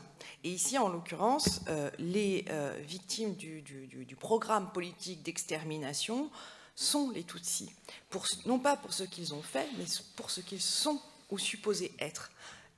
Ça ne signifie, dire génocide des Tutsis n'implique pas que l'on nie la mort systématique des Hutus de l'opposition politique, mais aussi des Hutus qui, pour certains, sur les collines, ont refusé de retourner les armes des policiers communaux contre leurs administrés. Enfin, il y a beaucoup de cas de résistance au génocide. Mais ces personnes ont été tuées pour ce qu'elles ont fait et pas pour ce qu'elles étaient. Et ça, c'est très différent. Voilà. Donc, c'est deux politiques, d'une part une politique d'extermination et d'autre part une politique de persécution systématique qui sont différentes. Et voilà pourquoi on parle de génocide des Tutsis. Merci. Question suivante sur le massacre, on a déjà parlé, si je peux me permettre. Question suivante sur les archives des voisins. On a parlé des archives des pays occidentaux, des institutions internationales. Pourquoi ne pas parler aussi de l'ouverture des archives de pays voisins, Burundi, Congo et compagnie? Sur la responsabilité. Voilà. Vincent? Juste un point, c'est-à-dire que c'est vrai que la situation au Burundi était marquée par ces extrêmes tensions interethniques. Simplement, voilà, les structures d'État ont d'une certaine manière tenu, enfin je parle sous le contrôle d'Hélène, contrairement au Rwanda où tout a basculé dans le processus génocidaire. Mais il faut aussi savoir que l'exil d'une partie importante des Hutus extrémistes du Burundi qui se sont installés au sud du Rwanda a contribué à faire monter aussi le processus génocidaire et la haine contre les Tutsis. Donc, alors, du côté de l'Ouganda, c'est vrai qu'il y a toutes les interrogations sur l'aide effective que l'Ouganda a donc apportée, je veux dire, au Front patriotique rwandais. Ce qu'il faut quand même savoir, c'est que, et ça, voilà, il faut aussi rendre hommage, je veux dire, à ce service qui était extrêmement lucide sur le sujet. La DGSE, la Direction générale de la sécurité extérieure, et nous, on a déclassifié plusieurs centaines de notes, on a pu accéder à toutes les archives de la DGSE, montre très bien, et il y a même des demandes d'enquête qui sont faites par l'Élysée sur le soutien ougandais au FPR. Il n'est pas massif. Le régime de Museveni souhaitait surtout que le FPR s'en aille, et donc voilà, c'est pour ça que, je veux dire, l'idée aussi, il faut d'une guerre civile au Rwanda. Moi, je pense qu'il faut la nuancer avec le fait que, je veux dire, voilà, c'est un mouvement politique, un régime raciste, et puis, eh bien, beaucoup de Hutus qui tentent justement de faire prévaloir la démocratie. Tous les Hutus d'opposition, tous ceux qui vont être assassinés, je veux dire, lors du déclenchement du génocide, ce sont eux, effectivement, qui montraient une voie d'avenir du Rwanda et que la France, d'une certaine manière, a décidé de ne pas soutenir. On voit bien comment la France dit, bon ben maintenant, en gros, il faut soit vous aligner sur Habyarimana, soit dire que vous êtes les complices du FPR. Donc c'était intenable pour l'opposition, et l'opposition était très intéressante, et je signale que sur le site des archives diplomatiques, nous avons mis en ligne toute une série de documents, notamment sur l'opposition rwandaise, en accès libre, et on voit effectivement comment l'opposition rwandaise tente de dire à Habyarimana, maintenant il faut s'arrêter, il faut effectivement véritablement agir sur un plan social et politique, et non pas avec cette obsession ethniciste qui précipite le pire. Merci Vincent. Cela dit, moi je voudrais juste, pour rejoindre la question, je suis quand même insatisfait par cette réponse parce que il est quand même incompréhensible et que l'État burundais qui était à côté, parce que beaucoup de gens qui s'enfuyaient, qui parvenaient à la frontière racontaient, ils étaient hébergés, que cet État, mais même tous les autres États, parce qu'on accuse beaucoup la France, mais n'importe quel État était en droit d'intervenir, parce que quand même on voyait les morts à la machette tous les jours à la télévision. C'est-à-dire, on peut aussi dire, et pourquoi pas les Belges, et pourquoi pas les Américains, pourquoi pas.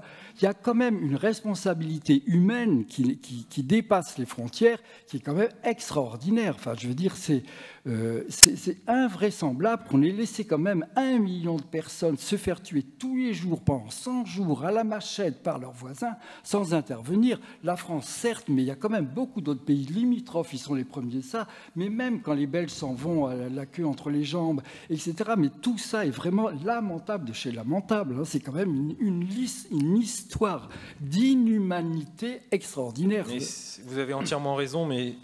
Enfin, moi, je pense que c'est lié au système international et à la souveraineté des États qui est le maître mot. Et malheureusement, la souveraineté, il y a une part obscure. Oui, et puis il faut quand même rajouter, parce que je ne suis pas tout à fait d'accord, Jean, sur votre point de vue. C'est-à-dire que moi, j'ai rechargé le Burundi ou l'Ouganda pour n'être pas intervenu, parce qu'il y avait, je veux dire, plusieurs milliers de casques bleus au Rwanda. Et donc, je veux dire, c'était à eux aussi de faire le travail. Donc c'est vrai que voilà, le Burundi, l'Ouganda, qui sont quand même des pays fragiles, des pays dont l'armée est quand même relativement faible. Je veux dire, prendre l'initiative alors même qu'il y avait tous ces casques bleus qui étaient présents. Et puis il y a eu les forces françaises qui ont évacué mi-avril. Il y a eu ensuite les forces françaises de Turquoise. Voilà, ils se sont dit, au fond, c'est d'abord effectivement à ces pays-là d'agir, et ils ont les moyens d'agir. Donc c'est vrai, mais il y avait quand même, il y avait quand même d'intervenir d'une manière partielle. Je veux dire, c'était pas l'État, l'armée burundaise rentrant dans ce pays, ça c'est inconcevable. Mais je veux dire, par exemple, de rentrer de 50 km et de prendre des gens et de les ramener. Enfin, je veux dire, il y avait quand même ce qu'on appelle l'intervention humanitaire. Enfin, je veux dire, c'était quand même possible de sauver des gens, enfin beaucoup de gens. Voilà. Merci. Évidemment, on n'allait pas rentrer en guerre. Merci, il est 18h12. Je vais prendre une dernière question. Oh. Mais il n'y en a que 2. Il y en a 3. 1, 2, 3, 4. Voilà. Alors, je ne prends pas.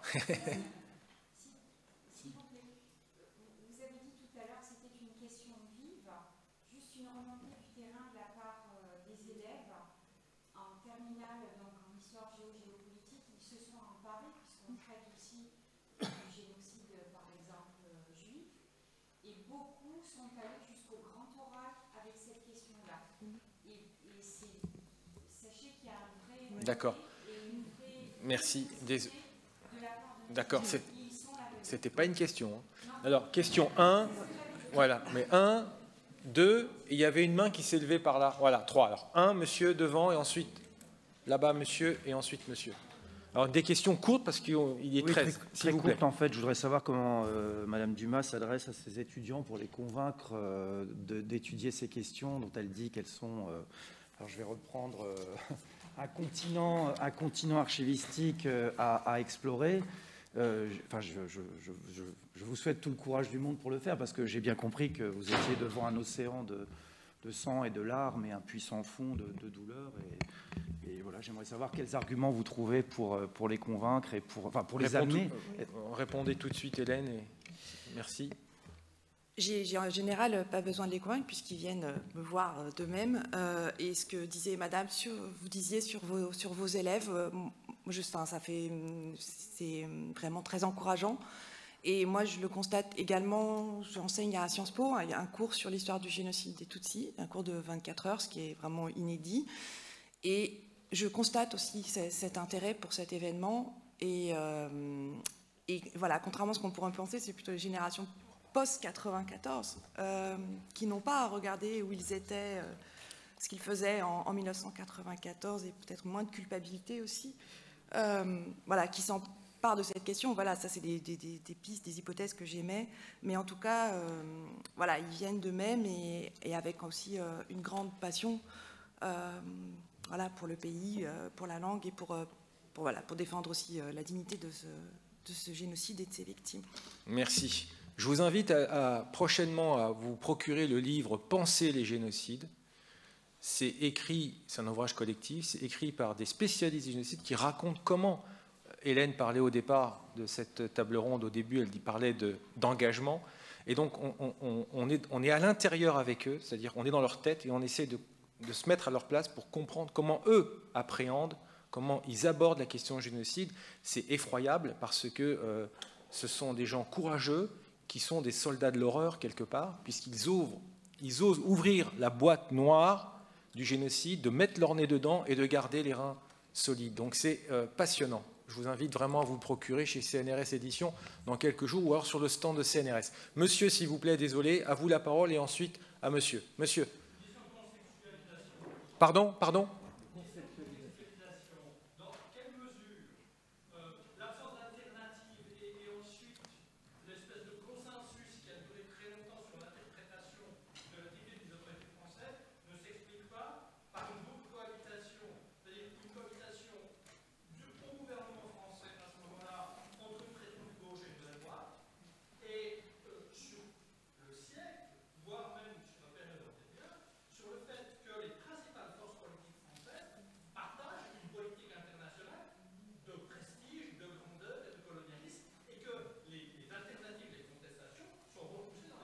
Très bonne question. Ensuite, qui veut répondre à cette question? Alors, la dernière, si elle est... Monsieur, question.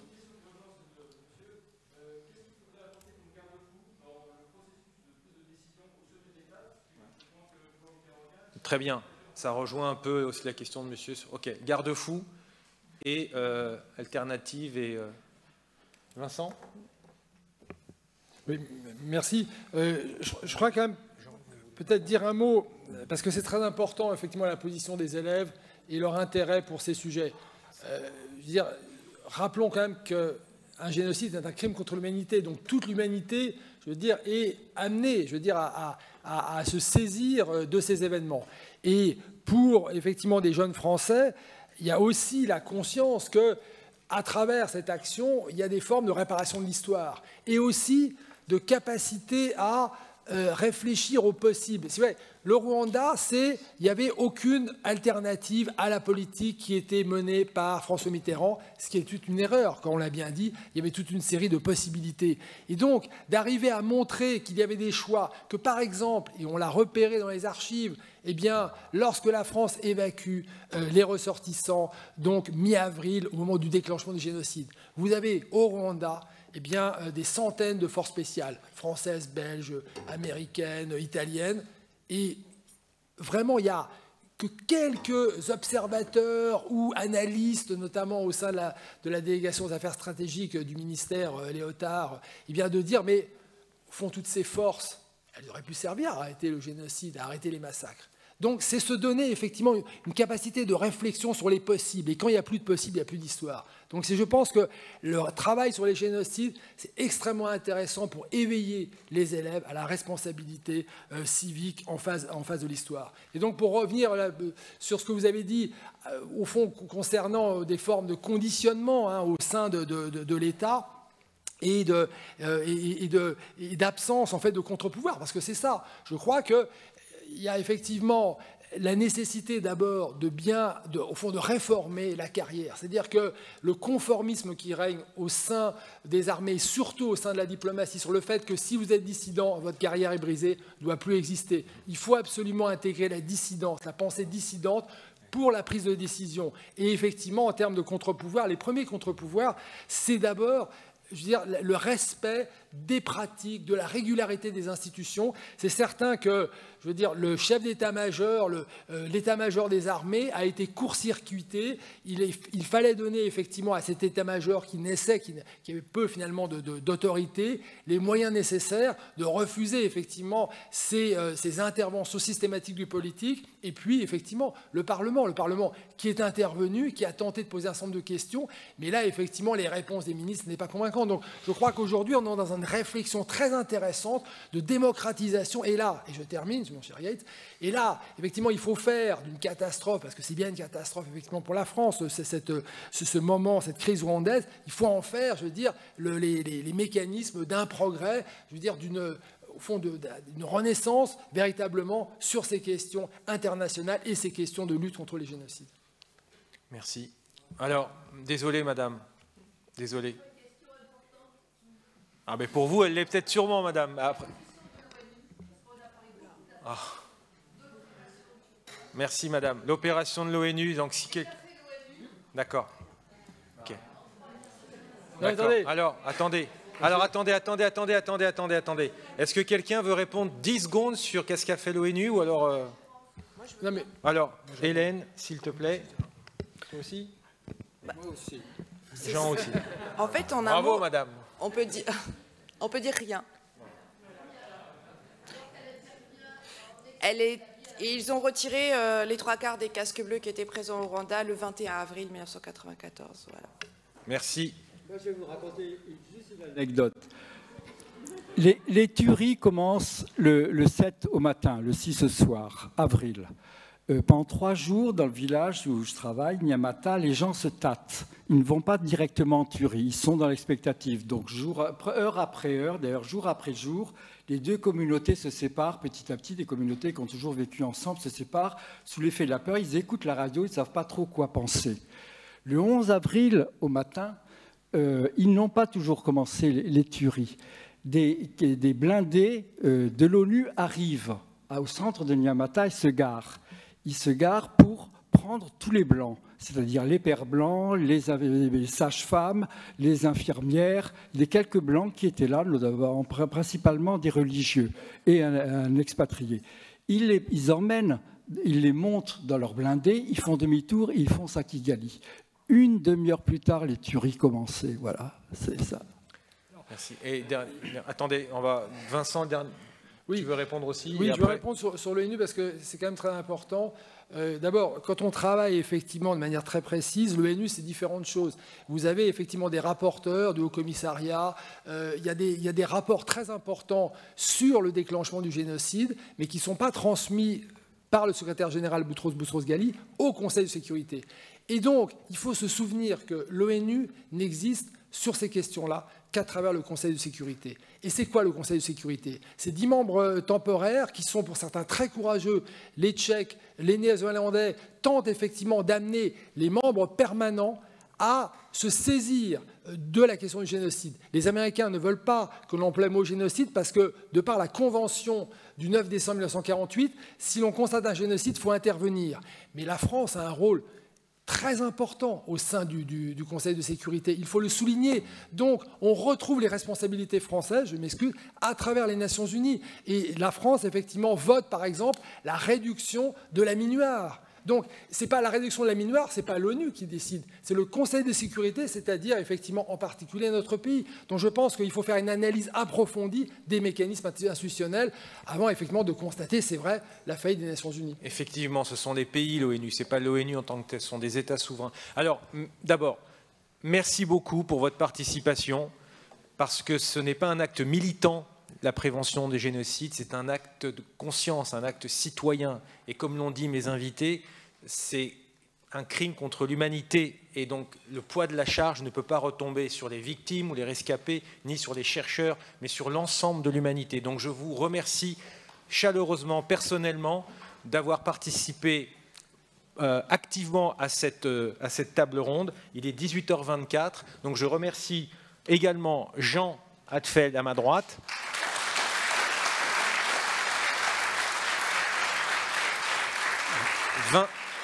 Ça fait un peu pièce de théâtre, je suis désolé. Vincent Duclerc à ma gauche.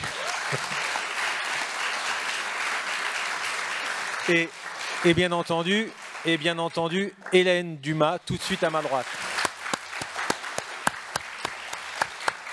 Alors, merci. Juste vous signaler que les décors sont de Roger Hart. Non, je plaisante. Non, que Vincent Duclerc signe son livre, donc le rapport « La France, le Rwanda et le génocide des Tutsis » au stand de l'éditeur Armand Collin à partir de 18h. Je sais, il est 18h25. Merci beaucoup, passez un bon festival et protégez-vous bien. Merci, au revoir.